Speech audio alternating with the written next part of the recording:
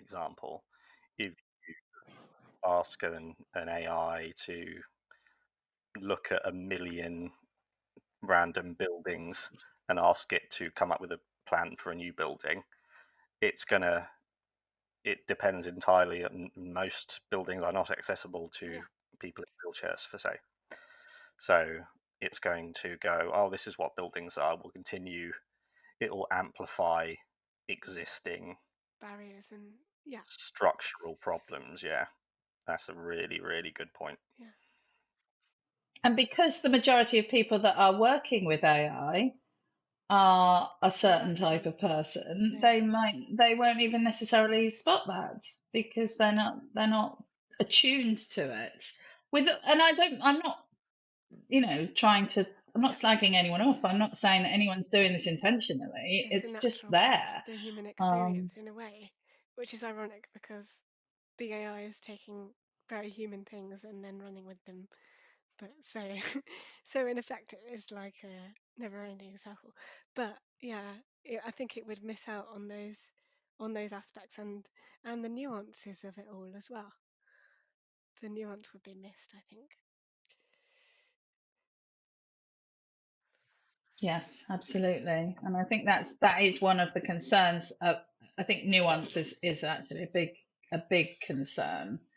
What do you think about the risk of sort of building block games off the back of something like this? I mean, given that we've sort of moved into an increasing amount of kind of open world games, but some of the feedback that's come in about them, like one of the latest Pokemon games is a big open world. It's like his set before the original Pokemon story, and it's sort of set long time ago before as the gyms were being set up. Um, and one of the criticisms of it was that, yes, it's an open world, but there's just nothing in that open world. Do you think AI will make that?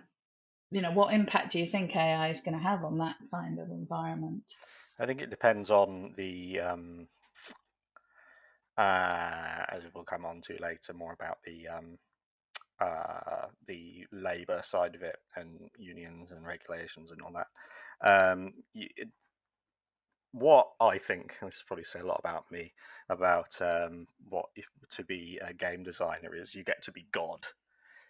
You can make anything out of this laptop. I could make absolutely anything, and give this one of the most awesome things about AI stuff, which we'll talk into in greater length in another episode, is it takes what one person can do with one laptop, and you can generate incredible, beautiful, massive worlds really easily, especially with the new Unreal Engine 5 version, because that has got the Matrix demo that they did was all procedurally generated. So it can either massively increase the creative capacity of people, and they can build that and then hand it off to someone else who is responsible for filling it with life. The problem will come when they go, oh, we're just going to do we'll just do the procedurally generated bit, and go, oh, look at the size of this game. It's one of the biggest games ever made. And then there's nothing in it. That's the problem. Yeah, I don't know. It depends, really. I think it's hard to say because it's so early on in the potential of what AI can do. But I think, based on my own experiences, it's probably just going to end up still being very boring. I would hope that it would be able to make it exciting, but I don't think my brain can really comprehend a world in which AI is more imaginative than a human brain. And if human brains can't make an open world exciting, then yeah, I don't know. It's hard to say. It just made me. It is hard. a thing that pisses me off about a lot of. There are so many online games that already do this. They build. So the reason why single player massive games are awesome is because they have been crafted around a player experience, someone moving through this. So there's got to be loads of different things all over the place happening all the time. Whereas with these online games like The Division, for example, where they build a world, they've got 3 types of encounters, and then you just go through the world repeating those 3 kinds of encounters, and they call that a game. Rather than think this is an encounter where this has something to do with this and this has something to do with this. It's, oh, we've got another. There's a drug deal going down here. You've got to go and stop it. That's the sort of block building where you go, right, randomly generate a massive world, come up with 3 encounter ideas. £70, please. That's what I fear. Yeah. I think I think it could go either way, and it probably will go both ways, depending on who you buy your game from. I hope that the good ones will win out, but there's something to be said for like a very basic um, open world setup that allows the gamers, especially like a multiplayer game, that allows the gamers to sort of overlay their own stories onto a sort of simplistic base. And I think there's opportunity for that. Might be quite interesting. We talked about the impact that this might all have on people that work in the industry, and one of the things that the writers' strikes in the US have been about is about AI and the impact that AI is going to have on writing over there. And I know that the games industry is also sort of getting on that bandwagon, and I say that in the kindest of ways. It is a genuine worry, and I've heard various people talking about the impact of the AI revolution on the working world as being sort of equivalent to or potentially greater than the industrial revolution, in the way that it changes the sorts of jobs. And although I think there's quite a lot of positivity about what will be down the line, there's going to be a really bumpy ride between now and then. So, because jobs are going to disappear overnight, and I think we're seeing that already in manufacturing and other industries where AI is just reducing or making redundant the need for certain roles and therefore people. So other than unionizing, which I think we all agree is absolutely the one of the best ways that people can do to protect themselves from this, on a more specific basis, how do we see the roles of the people who work on games now developing within this new sort of AI landscape? I know that's quite a big question, and we're like really close to the end of time, but we'll just carry on, and because I think this is an important question to ask. So, yeah. It's difficult to say, I will say that, but I think we mustn't. It's really important to make sure that everyone involved gets their say and gets like a fair access to what they need to do, the jobs that they want to do. Yeah, it just feels like it's really tricky and like potentially precarious time for a lot of people. I mean, we know from the protests, I think we talked about it actually in our voice acting episode where we looked at voice actors. There were lots of people worried about AI taking over their jobs within voice acting roles, or using their voices or the likeness of their voice without their permission, which is really quite awful to think about, in terms of how that's essentially taking someone's livelihood and making a computer do it instead, which is exactly what we're talking about. But yeah, it's I wouldn't know where to start, to be honest. But I would hope that what can come out of it is kindness and understanding, and you know, just giving everyone fair access and enough space to exist and be able to make their mark in the industry, which I'm not sure is always something that does happen. But what are your thoughts, Matt? I don't have many Yeah, so I think coherent ones to share, but yeah, Jem's right. So the core of it all is how effective the union movement is over the next decade, because the one of the biggest triumphs of capitalism and propaganda is that unions have been so depowered and just have barely been a thing for as long as I can remember, only learning about them in the last few years. Um, so their thing is that there is nothing that capitalism will not take from us. There isn't a limit to what capitalism without any boundaries on it will take from us. And things like playing Horizon Forbidden West and stuff about cloning, eventually they'll come to clones, and do you think people will, they'll say, oh, you can just sell us your genetic material and we can make codes out of you.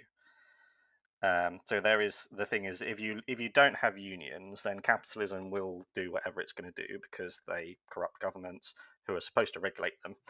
So the goal is, if you can get union strength up to maximum capacity where it can force everything to stop and change things, then you can start having conversation about AI is supposed to make people's jobs easier. You still pay them the same because they're humans. You pay them more. Their lives should be the goal of it. So transcription, for example, I did transcription for a couple of years, and it takes a very long time. It's very laborious. But having played around with Descript over the last few days, it takes turning 6,000 words into 4,000 words, makes it incredibly simple. And that's the way. That's the way forward. There will always need to be a human in between whatever the AI produces and the final product. And that's where humans should be. And then if someone's job becomes redundant, say for example in the fossil fuel industry, there should have been, over the last like 50 years, it should have been gradually, you take someone who's a coal miner and you can find a role for them in green energy, or you train them to do something else. The point is, if a job is going away, you support someone through it. And then, so the key thing is going to come down to what regulations the unions can force to happen, because they could say, if you use artificial intelligence in any of these bullet points things, everything stops. We're going to stop for a month if you even try to do one of these things. If you try and replace one extra with artificial intelligence, if you try and copy one people, if you try and buy someone's likeness, there needs to be a list of these things which are 100% black and white, red line in the sand things, which there are tons of those things. But again, it will come down to what the unions do over the next 10 years. But it's starting now with the strikes in America. That is a good sign, but there's a long way to go, and there's going to be a lot of difficulty fighting down that path. But people have started fighting it, which is an excellent, hopeful point to start for the next episode. Yeah. We were talking about artificial intelligence and the impact that it might have on gaming and the gaming industry. And we were looking at what we were worried about and the things that we thought might be the sort of biggest threats from AI going forward, and just talked around that for a bit. So I'm just interested in, before we sort of get into today's meet, I just was interested in following our conversation about the threats of AI. And we're not talking matrix style threats here. We're talking about, short to medium term threats, not world ending threats. But given that conversation, on a scale of 1 to 10, where would you put yourself on if 0 being the negative feelings towards AI and 10 being positive feelings? Where would you feel that you were sitting at the moment? It's tricky because I'd have to answer it depends on who's wielding the AI. Yeah. Given regulation, I'm a 10. Without regulation, I'm a 7. Yeah, I was going to say 6.5 to 7 in that sort of area. Yes. Yeah. Yeah. Sort of undecided. Yeah, no, I'm probably around a 7. I'm very excited about it. I think it has a lot of opportunities, which we're going to talk about today. But yes, I am with you 100%, Matt, and I think that we do have to regulate it. And I'm a little bit concerned by the fact that we've so far failed to regulate the internet and social media and pretty much anything in our society really properly, that it doesn't bode well. But we shall see. We shall see. Today is a hopeful, positive episode, I'm hoping. Okay, so in 2 words, in 2 words, and a colour. I've not been drinking, I promise you. In 2 words and a colour, describe your gaming experience over the last week. I can go first. My 2 words are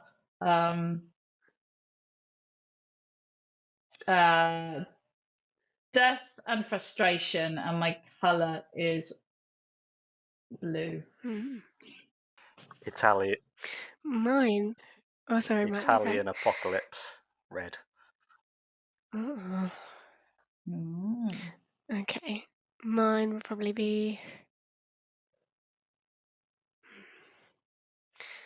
pretty empty and black, I think. Oh. Okay, well, at the end of the episode, I'm going to let everyone say what their games are that inspired those those descriptions. But so I'll let our listeners can mull on that and see if they can work it out. Okay, so last episode we talked about all the things that AI that worry us about AI. But what do you see as your 2 sort of biggest opportunities that AI might bring to the gaming industry specifically? I think it could probably do a lot for smaller studios. I think there's a lot of potential there for them to be helped by AI in whatever format that takes. If AI is used to take care of the stuff that we don't need to use our brain power for, like the administration side of things, the laborious mind-numbing processes, and then we can focus our minds on things that are very creative and require a human brain and creative processes to be put into them.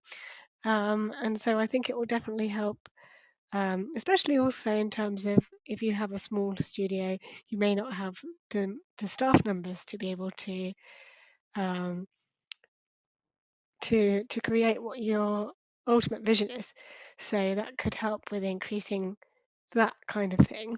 The other thing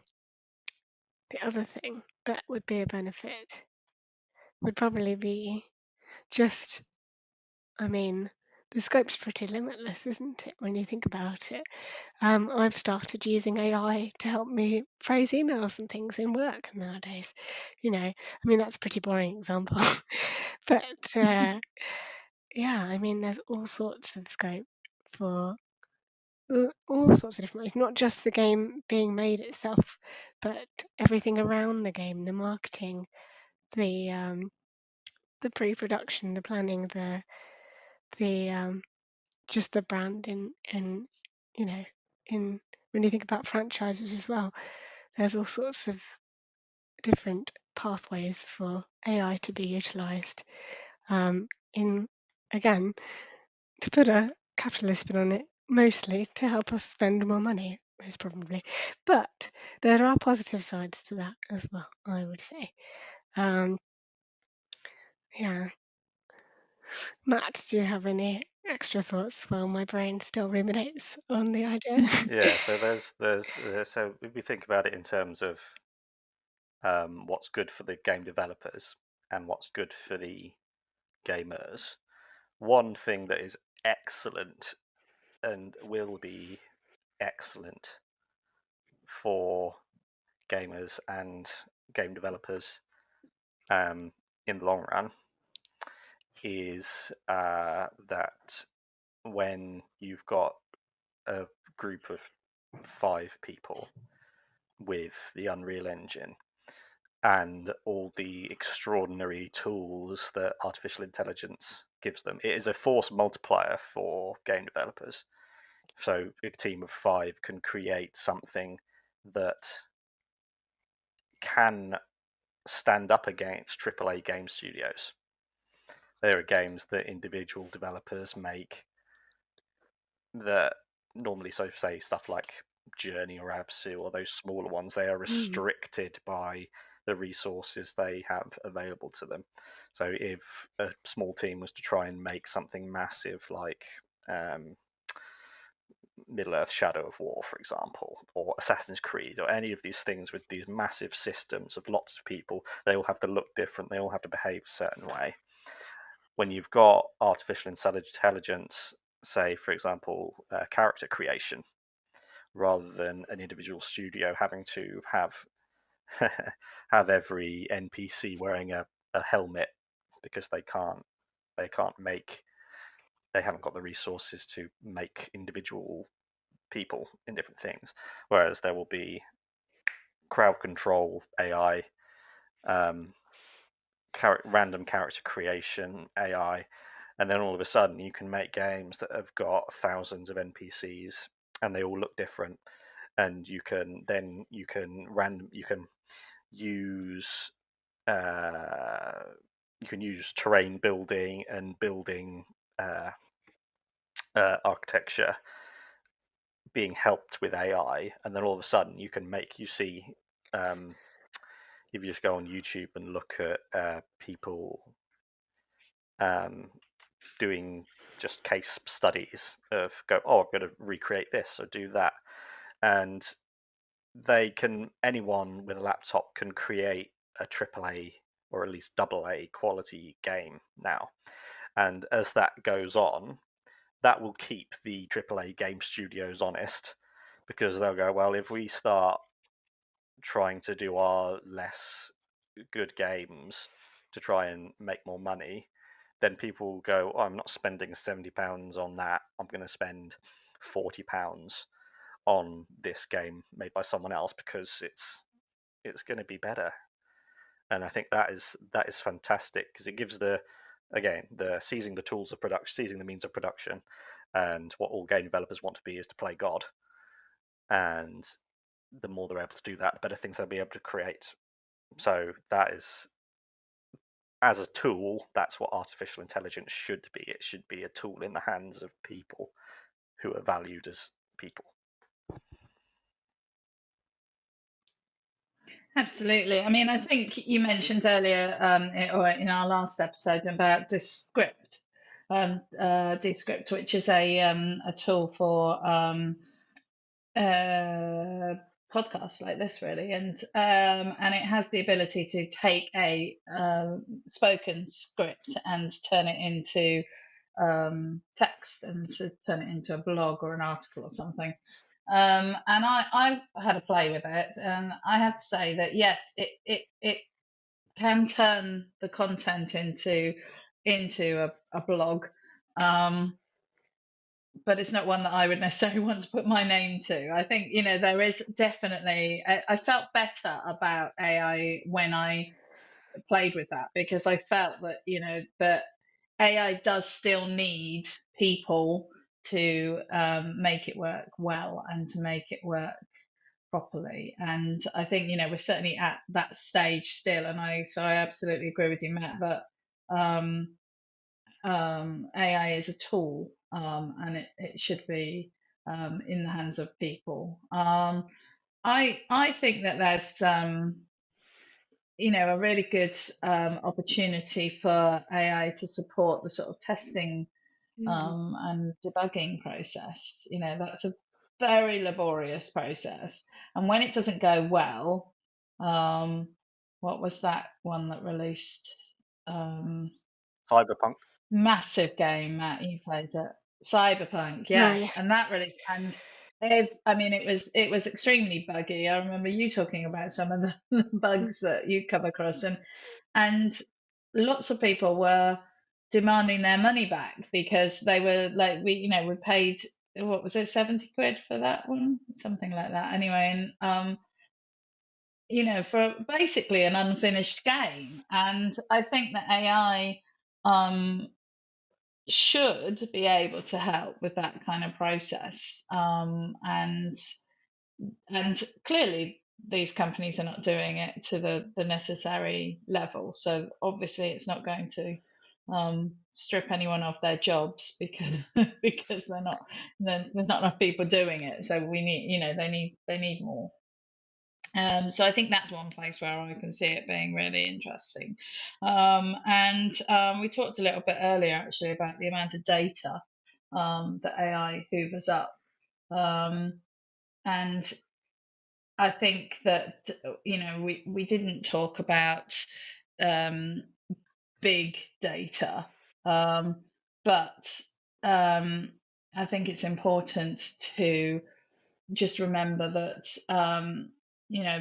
big data is quite a big and scary thing, and that there's a lot of problems with it, just like there are with AI, and the whole thing about, like, who has your data and what are they going to do with it. But there's also some really positive things that can happen, like, massive meta level research going on into diets and illness and all sorts of things like that. And I think the same thing can be applied to gaming. So, if AI is gathering up information on people's gaming preferences and gaming activities, then that data can then potentially feed into improved game design and game and script writing and character development and all of that, which would be primarily through people actually writing it. So I think there's quite a lot of exciting stuff. I think it's very easy to get bogged down in the negative of that, but I do think there's quite a lot of exciting opportunities that might be opened up for the gaming world. And I think both of you made the point about smaller independent games companies probably being the ones who will benefit the most initially from this technology, and I think that's absolutely right.